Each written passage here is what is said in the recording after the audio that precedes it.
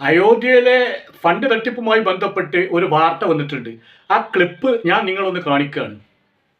രാമക്ഷേത്രത്തിലെ fund തട്ടിപ്പ് കേസിൽ 8 പ്രതികളെയും 3 ദിവസത്തേക്ക് റിമാൻഡ് ചെയ്തു. പിടിയിലായ പ്രതികളിൽ നിന്ന് പണവും കണ്ടെടുത്തു. വിഷ്ണു പ്രസാദ് വിവരങ്ങളുമായി ചേരുകയാണ്. വിഷ്ണു, റിമാൻഡിലായ പ്രതികളുടെ വിശദാംശങ്ങൾ. അക്ഷയ, ഇന്നലെയാണ് ഈ പ്രതികളുടെ അറസ്റ്റ് ഔദ്യോഗികമായി രേഖപ്പെടുത്തിയിട്ടുണ്ടായിരുന്നത്.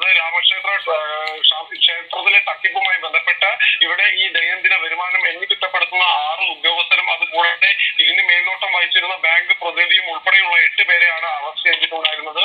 ഈ 8 പേരിൽ നിന്ന് പണം കണ്ടെത്തിയിട്ടുണ്ട് എന്നാണ് ഇപ്പോൾ കോടതിയിൽ സമർപ്പിച്ച റിപ്പോർട്ടിൽ SIT പറയുന്നത്. ഈ 8 പേരെയും 3 ദിവസത്തേക്ക് ഇപ്പോൾ ജുഡീഷ്യൽ കസ്റ്റഡിയിൽ വിട്ടിരിക്കുകയാണ്. നിലവിലെ സാഹചര്യത്തിൽ ഈ 8 പേർക്ക് പുറമെ ഇവരിൽ നിന്ന് ലഭിക്കുന്ന വിവരത്തിന്റെ അടിസ്ഥാനത്തിൽ കൂടുതൽ ആളുകളിലേക്ക് അന്വേഷണം കൊണ്ടുപോകാനാണ് ഇപ്പോൾ SIT ശ്രമിച്ചുകൊണ്ടിരിക്കുന്നത്. കൂടുതൽ ആളുകളിലേക്ക് അന്വേഷണം എത്തുകയും കൂടുതൽ അറസ്റ്റ് ഉണ്ടാകുമെന്ന സൂചനയും കൂടി SIT നൽകുന്നുണ്ട്. നിലവിലെ സാഹചര്യത്തിൽ ഈ ജീവനക്കാരെ മാത്രമാണ് അറസ്റ്റ് ചെയ്യുന്നത് എന്നൊരു വാദം അല്ലെങ്കിൽ ഒരു ആരോപണം പ്രതിപക്ഷ പാർട്ടികളും ഉന്നയിക്കുന്നുണ്ട്. എന്തായാലും ചമ്പത്രായി അടക്കമുള്ള ഈ രാമക്ഷേത്ര ട്രസ്റ്റിന്റെ ഉന്നത സ്ഥാനങ്ങളിൽ ഇരിക്കുന്നവർ സ്ഥാനം ഒഴിയുന്ന പശ്ചാത്തലത്തിൽ തന്നെ ട്രസ്റ്റും ഒരു സ്വയം നവീകരണത്തിനായുള്ള ഒരുക്കത്തിലാണ്. അക്ഷയ, അപ്പോൾ നിങ്ങൾ കേട്ടില്ലേ, 8 ആളെ അറസ്റ്റ് ചെയ്തത്. ഞാനോ അതിന് തലപ്പുറത്ത് കുത്തിരിക്കുന്ന ആളാത്. ഇയാൾ രാജിവെച്ചേക്കുക. ഇയാൾ അറസ്റ്റ് ചെയ്തിട്ടില്ല, ഇയാളെ പേരിൽ കേസ് കൊടുത്തിട്ടില്ല. അപ്പോൾ നിങ്ങൾ ഒരു കാര്യം മനസ്സിലാക്കിയാൽ മതി, ഹിന്ദുക്കൾ മനസ്സിലാക്കുക. ഈ പണം മുഴുവൻ കൊള്ളയടിച്ചത് BJP ആണ്, സംഘപരിവാറാണ്. എത്തിയത് അവിടെയാണ്. ഈ പണം മുഴുവൻ എത്തിയത് അവിടേക്കാണ്. എത്തിച്ചു കൊടുത്ത ആളുകളൊക്കെ രക്ഷപ്പെടും. എങ്ങനെയെങ്കിലും രക്ഷപ്പെട്ടു പോണ്ടേ? കാരണം പാർട്ടി വളർത്താനും പാർട്ടിക്ക് കുറേ MP മാരെ കിട്ടാനൊക്കെയാണല്ലോ രാമക്ഷേത്രം ഉണ്ടാക്കിയത്. പള്ളി പൊളിച്ച് രാമക്ഷേത്രം ഉണ്ടാക്കിയത്. അപ്പോൾ എങ്ങനെയെങ്കിലും പിടിച്ചു നിൽക്കണ്ടേ? ആ കോടികൾ വെട്ടിച്ചതിന് എങ്ങനെയെങ്കിലും പിടിച്ചിക്കണം. അപ്പോൾ എന്നെ അത്ഭുതപ്പെടുത്തുന്ന കാര്യം അതൊന്നുമല്ല. എന്താ എന്നെ അത്ഭുതപ്പെടുത്തുന്നത്? ഇപ്പം ഈ പണം ഉണ്ടായാലോ പിടിച്ചോരെ കയ്യിൽ, പിടിക്കപ്പെട്ടവരെ കയ്യിൽ പണം കയ്യിലുണ്ട്. മനസ്സിലായില്ലേ? എന്നിട്ട് ഓരെ റിമാൻഡ് ചെയ്ത് എത്ര ദിവസത്തിനാ? 3 ദിവസത്തിന്. അതാലോചിക്കണ്ടേ? ഞാൻ ഇപ്പം നിങ്ങളുടെ മുന്നിൽ ഒരു എക്സാമ്പിൾ വെക്കുകയാണ്. നമ്മളെ PP ദിവ്യ നവീൻ കൊലക്കേസുമായി ബന്ധപ്പെട്ട PP ദിവ്യ CPM കാരി ആദ്യം കുറേ ഒടുവിലൊക്കെ ഈ പോലീസുകാർ പറഞ്ഞ് ഇവിടെ കാണാനില്ല, നാട് വിട്ടിടുന്നൊക്കെ. അതൊക്കെ പോട്ടെ, പറ്റുണ്ടല്ലോ. ഏതായാലും അവസാനം മുൻകൂർ ജാമ്യം തള്ളിയപ്പോൾ അവസാനം കീഴടങ്ങി അറസ്റ്റ് ചെയ്ത് കോടതിയിൽ ഹാജരാക്കിയപ്പം 14 ദിവസത്തിനാണ് റിമാൻഡ് ചെയ്ത്. എത്ര ദിവസത്തിന്? 14 ദിവസത്തിന്. ഞാൻ അങ്ങനെ കേൾക്കലുള്ളൂ കേട്ടോ. ഈ 2 ദിവസം 3 ദിവസമൊക്കെ ഇപ്പം കേൾക്കുക.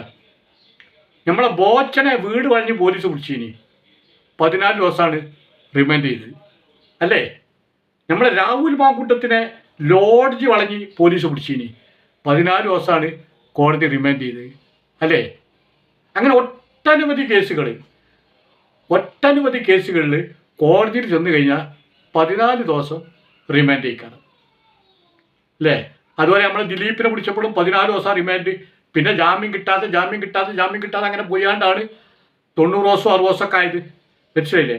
അപ്പോൾ നമ്മളെ അറിവിന് 14 ദിവസമാണ് കണ്ടിട്ടുള്ളത്. ഇത്രയും വലിയൊരു ഗുരുതരമായ കുറ്റം ചെയ്ത സംഘപരിവാർ അനുകൂലി ആരാ അടിച്ചത്? ദൈവത്തിൻ്റെ മുതൽ, ശ്രീരാമ ഭഗവാന്റെ മുതൽ. രാജ്യം തന്നെ വരും നാളുകളിൽ ഒരു പക്ഷേ അറിയപ്പെടാൻ പോകുന്നത് ശ്രീരാമരാജ്യം അല്ലെങ്കിൽ രാമരാജ്യം എന്നായിരിക്കും അറിയപ്പെടാൻ പോവുക. ഈ രാമൻ്റെ പേരിലായിരിക്കും ഈ രാജ്യം, ഇന്ത്യ രാജ്യം അറിയപ്പെടുക. ആ ശ്രീരാമ ഭഗവാന്റെ കോടികളാണ് ഇപ്പോൾ കൊള്ളടിച്ചു കൊണ്ടായത്. ആ കൊള്ളടിച്ച് കൊണ്ടായത് ഓരോ കയ്യിൽ ഉണ്ടായാലോ? ഇപ്പോൾ വാർത്തകൾ കേട്ടില്ലേ? ഓരോ കയ്യിൽ പണം ഉണ്ട്. എന്നിട്ട് ഓരോ റിമാൻഡ് ചെയ്തത് 3 ദിവസത്തിന്.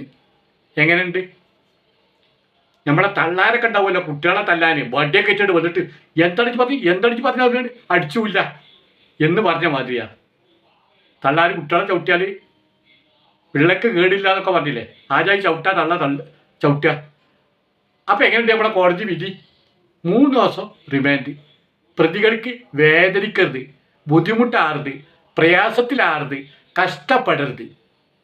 നീ 3 ദിവസം റിമാൻഡ് ചെയ്ത് കഴിഞ്ഞപ്പോൾ നാളെ മറ്റന്നാളെയോ ജാമ്യത്തിന് കൊടുത്താൽ പെട്ടെന്ന് ജാമ്യം കൊടുക്കണമല്ലോ. കൊടുക്കണ്ടേ? കാരണം ബാബരി മസ്ജിദിന്റെ വിധി എങ്ങനെ വന്നത്? ക്ഷേത്രമാണെന്ന് തെളിയിക്കാനുള്ള രേഖകളൊന്നുമില്ല. വിഗ്രഹങ്ങളൊക്കെ ഇതിലൂടെ കൊണ്ടയച്ചതാണ്. ഇതൊക്കെ പറഞ്ഞാണ്ട് പിന്നെ മജിസ്ട്രേറ്റ് പറയുന്നത് അത് ക്ഷേത്രം ഉണ്ടാക്കാൻ ഇതൊക്കെ കൊടുക്കുകയാണ്. ഇതും കോടതി തന്നെ ഇനി. മനസ്സിലായില്ലേ? അപ്പം ഇപ്പം കോടതിയിൽ വന്നതാ 3 ദിവസം റിമാൻഡ്. ആർക്ക്? ശ്രീരാമ ഭഗവാന്റെ കോടികൾ കട്ടോൽക്ക്. രാഹുൽ മാങ്കൂട്ടം 14 ദിവസം, PP ദിവ്യ 14 ദിവസം, നമ്മളെ ബോച്ചെ 14 ദിവസം. അത് അറിയപ്പെടാത്ത പറഞ്ഞാൽ അറിയാത്ത ഓർത്തെടുത്താൽ കുറേ ഉണ്ട് പറയാൻ. ഒക്കെ 14 ദിവസം. ചെറിയ ചെറിയ കുറ്റങ്ങളാണ്. എത്താ രാഹുൽ മാങ്കൂട്ടത്തിൻ്റെ പേരിലുള്ള കുറ്റം? കെട്ടി കാര്യം തീർത്ത് പെണ്ണിനെ സ്നേഹിച്ച് വയറ്റിലുണ്ടാക്കിയെന്നോ ഗർഭമുണ്ടാക്കിയെന്നോ നശിപ്പിക്കാൻ പറഞ്ഞെന്നൊക്കെ പറയുന്നത് രാഹുൽ മാങ്കൂട്ടത്തിൻ്റെ പേരിലുള്ള കുറ്റം. ബോച്ചൻ്റെ പേരിലുള്ള കുറ്റം എന്താ? ഹണി റോസിൻ്റെ വീഡിയോൻ്റെ അടിയിൽ കമൻറ്റ് ഇട്ട്. PP ദിവ്യൻ്റെ പേരിലുള്ള കുറ്റം എന്താ? നവീൻ ബാബുവിൻ്റെ മരണത്തിൽ പങ്കിട്ട്. അല്ലേ? ഇവിടുത്തെ കുറ്റം എന്താ? ശ്രീരാമ ഭഗവാന്റെ കോടികൾ കൊള്ളടിച്ച്. 3 ദിവസം റിമാൻഡ്. എവിടേക്കാണ് നമ്മളെ കോടതി പോണേ? ഇന്ത്യ രാജ്യത്തെ കോടതി, നീതിന്യായ കോടതി എവിടേക്കാണ് പോണത്? നിങ്ങളൊന്ന് ആലോചിച്ച് നോക്കി. മനസ്സിലായില്ലേ? ഇവിടെ ശരിക്ക് ചെയ്യേണ്ടത് എന്താ അറിയോ? ശക്തമായിട്ട് പ്രതിപക്ഷ പാർട്ടികൾ ഒന്നുപോരാ. ഒരു അഖിലേഷ് യാദവ് പോരാ.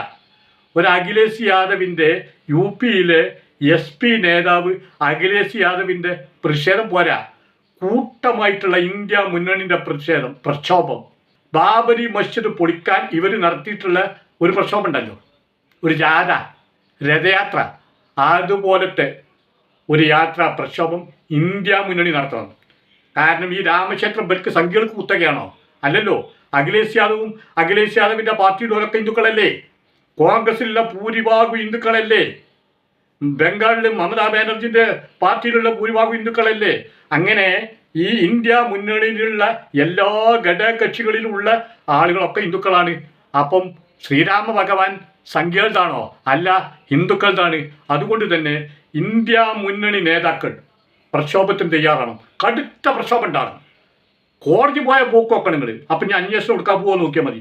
ഇവരെ വെറുതെ വിടരുത്. എന്ത് തോന്നിയസും കാട്ടിക്കൂട്ടാൻ ഇവർക്ക് ലൈസൻസ് ഉണ്ട്. ഒന്ന് ഇന്ത്യ രാജ്യം മോദിൻ്റെ കയ്യിൽ, രണ്ടാമത്തത് മിക്ക സംസ്ഥാനങ്ങളും ഇവർ കൈയടക്കി. ജനാധിപത്യത്തിലൂടെയല്ല, EVM ആധിപത്യത്തിലൂടെ, ജ്ഞാനേഷ് കുമാർ ആധിപത്യത്തിലൂടെ ഇവർ രാജ്യം മുഴുവൻ കീഴടക്കി. അതുകൊണ്ട് ശക്തമായ പ്രക്ഷോഭം ഉണ്ടാകണം കൂട്ടരെ, ശക്തമായ പ്രക്ഷോഭം. ഞാനൊരു ചെറിയ വീഡിയോ ക്ലിപ്പ് കൂടി നിങ്ങളെ കാണിക്കുക. രാഷ്ട്രീയത്തിന്റെ ഏറ്റവും വലിയ വിജയമായി സംഘപരിവാർ ഉയർത്തിക്കാട്ടുന്ന പ്രതീകമാണ് അയോധ്യയിലെ രാമക്ഷേത്രം. എന്നാൽ ഇന്ന് അതേ ക്ഷേത്രവും അതിന്റെ നിർമ്മാണത്തിനായി രൂപീകരിച്ച ട്രസ്റ്റും ചരിത്രത്തിലെ ഏറ്റവും വലിയ കൊള്ള ആരോപണങ്ങളുടെ നിഴലിലാണ്.